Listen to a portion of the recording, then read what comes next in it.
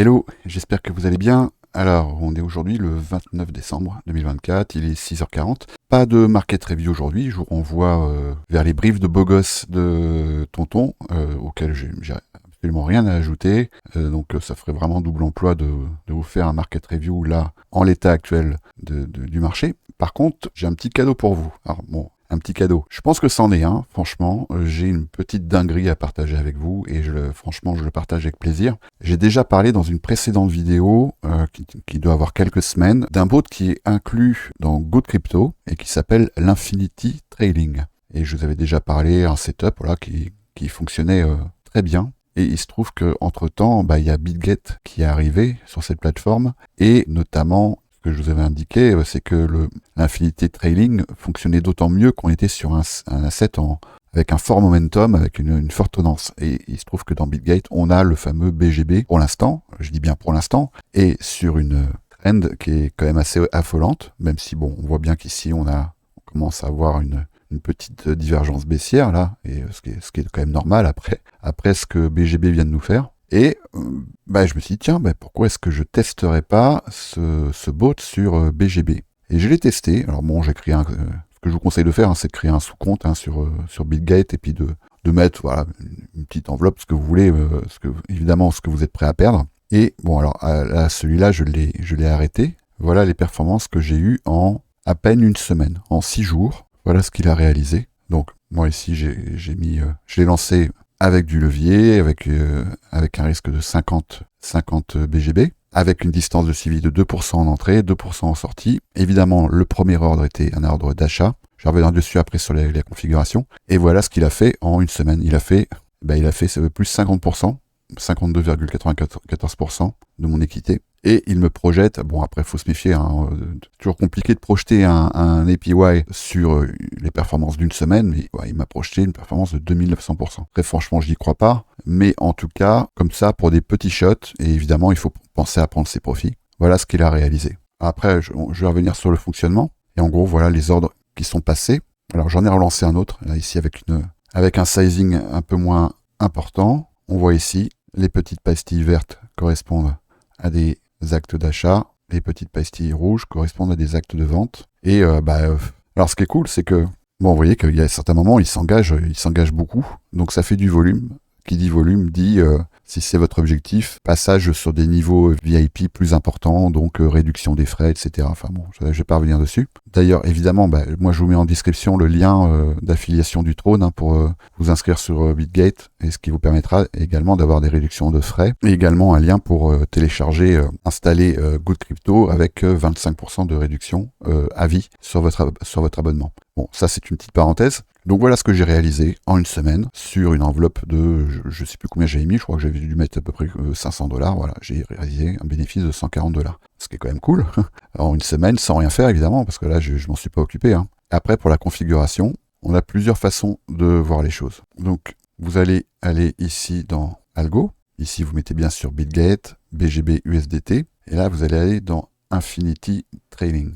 Et après, là, c'est vous qui allez décider comment vous voulez paramétrer ce bot. Moi, ce que j'avais fait, c'était une distance de suivi d'entrée de 2% et une distance de suivi de sortie de 2%. Si vous ne savez pas trop comment le paramétrer, je vous dis pas de le paramétrer comme ça, mais si vous ne savez pas comment le paramétrer, ce que vous pouvez faire, c'est maintenant, c'est ouvrir un compte démo sur BitGet et puis faire tourner plusieurs bots, voilà, quelques jours, pourquoi pas quelques semaines, et puis voir après ce qui est le plus probant pour vous. Donc après, moi, je me sers de la tendance, évidemment. Donc là, on est sur une tendance haussière, donc je vais plutôt privilégier les ordres d'achat. Je vais pas me positionner, en tout cas pour l'instant, sur quelque chose de vendeur. Après, si je vois que la tendance évolue, j'arrête le bot et puis je relance ça en privilégiant les ordres vendeurs. Mais pour l'instant, j'ai pas vraiment de raison de me positionner vendeur sur cet asset-là. La taille de l'ordre, bon là, ça c'est à vous de voir. Moi là, actuellement, j'en ai un nouveau qui tourne. Et là, j'ai réduit un peu ma position. J'en ai deux qui tournent, j'en ai mis un avec 30 BGB et un autre avec 20 BGB, avec deux réglages différents, je vais vous expliquer pourquoi. Donc ici, vous décidez de votre marge, croisée ou isolée, mais ça c'est vous qui décidez si vous voulez avoir une sécurité, vous vous mettez en isolé. Si jamais vous avez comme moi un sous-compte et que ce sous-compte, quoi qu'il arrive, même si c'est perdu pour vous, c'est pas un problème, à ce moment-là, vous pouvez vous mettre en croisée évidemment. Ici donc, vous mettez la taille de l'ordre, vous avez l'équivalent ici en USDT. la distance de suivi d'entrée et de sortie, ça c'est vous qui voyez ce que vous voulez faire. Ensuite, quand arrêter. Alors ça c'est, de toute façon il faut mettre ici une baisse maximale du PNL, c'est obligatoire. Et en gros, ça va indiquer combien vous voulez perdre au maximum sur ce bot. Donc là, c'est vous qui allez décider. Admettons que moi je décide que je ne veux pas perdre plus de 100 USDT par exemple. En admettant que ce bot passe en gain en PNL positif, il s'arrêtera si j'ai une baisse qui atteint les 100 USDT par rapport à mon PNL. Alors ensuite, il y a une option qui est quand même importante, et je vais m'attarder un petit peu dessus, c'est celle-ci, c'est quitter la position uniquement avec un bénéfice. Alors, c'est sûr que, comme ça, naturellement, on pourrait se dire, moi, je veux sortir qu'en bénéfice, et je pourrais le comprendre. Voilà ce qu'ils indiquent. Les ordres trailing, pour fermer la position de l'algo, seront envoyés avec le drapeau amélioré seulement. L'ordre de sortie ne s'activera que lorsque le prix du marché s'améliorera suffisamment pour assurer la fermeture de la position avec un bénéfice. Tout en garantissant un PNL positif de chaque itération de l'algo, ils peuvent laisser l'algo avec une position ouverte permanente si le prix du marché se déplace dans une direction différente. Voilà, donc alors, là, moi, c'est la raison pour laquelle je ne recommande pas d'activer cette option. Alors effectivement, l'inconvénient, c'est que vous allez pouvoir vous retrouver avec certaines itérations qui seront en PNL négatif. Le but du jeu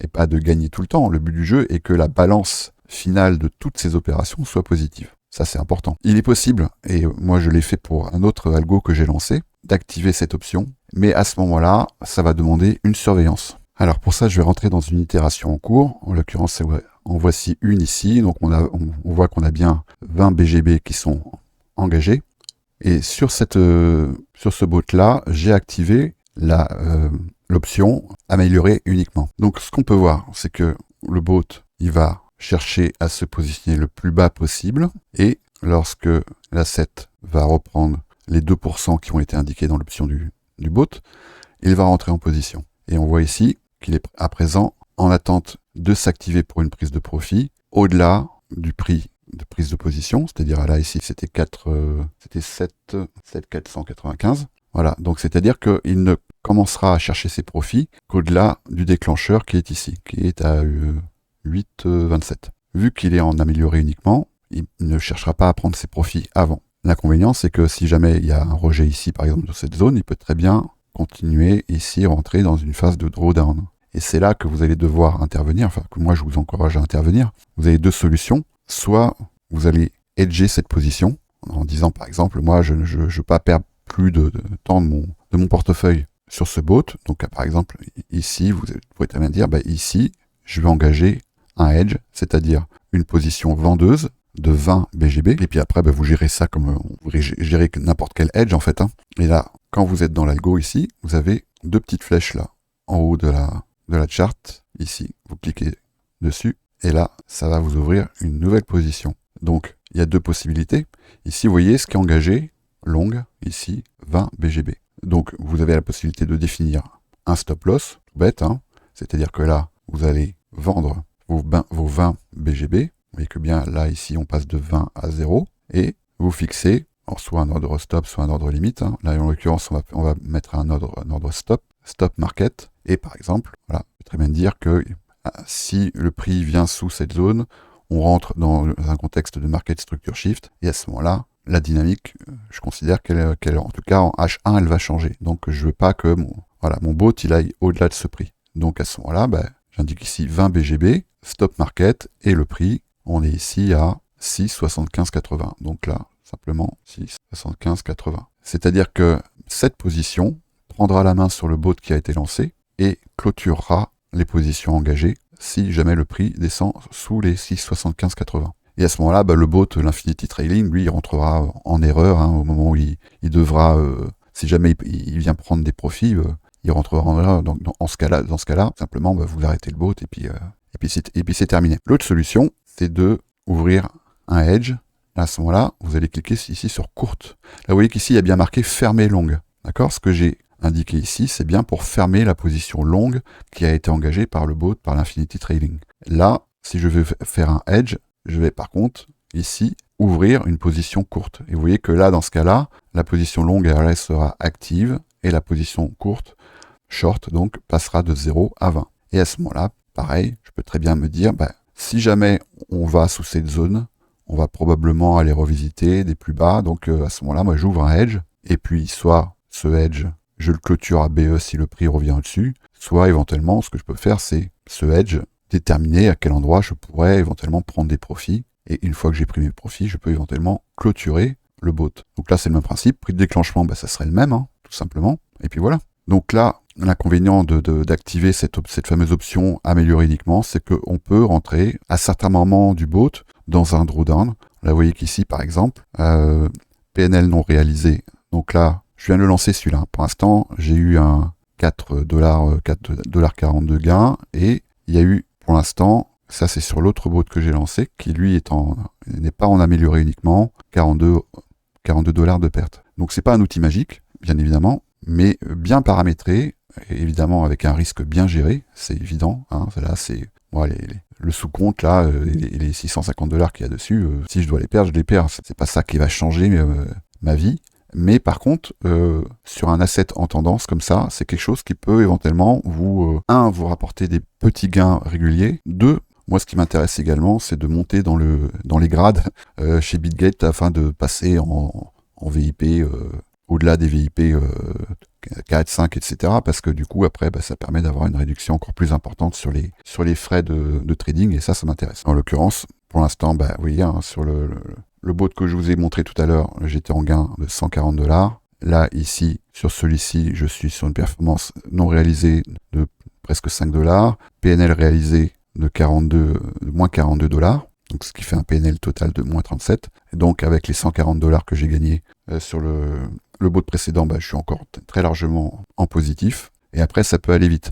Donc, l'avantage ici sur cet algo, sur l'Infinity Trading, de ne pas cocher, quitter la position uniquement avec un bénéfice, c'est que vous pouvez contrôler régulièrement vos pertes. Et ça, c'est quand même bien. C'est-à-dire que de toute façon, à partir du moment où le bot il va rentrer en position, vous savez que vous n'allez pas pouvoir perdre plus de la distance de suivi de sortie. Donc 1% ici, si vous mettez plus, c'est plus. Si c'est 2%, voilà. Ça, c'est la perte maximale que le bot va accepter de prendre sur une position. Donc si la tendance elle est bien manifeste, vous allez pouvoir enchaîner des pertes évidemment, mais après la tendance elle joue en votre faveur. Je vous déconseille évidemment de lancer un ordre qui soit contraire à la tendance. Là, si vous activez ici ordre de vente alors qu'on est sur une tendance qui est haussière depuis quand même un moment, c'est évident que là ou alors vraiment vous avez de la chance, mais bon, ici évidemment vous serez perdant sur ce genre de bot.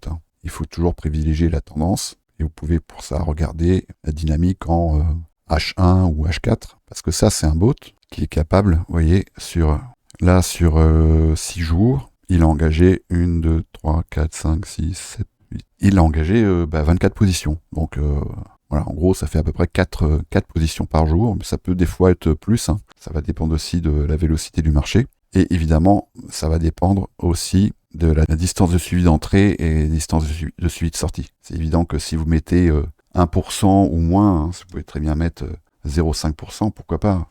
C'est sûr que là, il va s'engager beaucoup plus souvent, mais vous allez forcément payer plus de frais. Donc, c'est à vous de voir, mais vous pouvez très bien aussi, sur un même coin, par exemple, pourquoi pas, mettre une distance de suivi d'entrée de 5%, par exemple. C'est-à-dire que le bot va accompagner une baisse et ne rentrera en position que lorsqu'on aura une augmentation de 5% par rapport au plus bas de cette baisse. Et la distance de suivi de sortie, ça sera la même chose. Il va accompagner la hausse et il prendra ses profits lorsque le prix aura retracé de 5% par rapport au plus haut de cette hausse. Donc c'est pour ça que je pense que c'est pas déconnant dans un premier temps, si vous savez pas trop ce que vous faites, c'est d'ouvrir un compte démo sur BitGate, et vous pouvez tout à fait tester ce bot sur un compte démo dans Good Crypto. Moi, c'est ce que je vous recommande dans un premier temps. Après, c'est vous qui voyez. Et puis, n'hésitez pas à partager vos trouvailles dans les commentaires. On pourra échanger dessus, soit sur les commentaires de cette vidéo, et évidemment pour les salons VIP, dans le Discord, si jamais vous trouvez soit un paramétrage qui a bien fonctionné pour vous, et également, pourquoi pas, peut-être un asset qui répond particulièrement bien à ce bot. Je vous souhaite de bonnes fêtes de fin d'année, et je vous dis à très vite.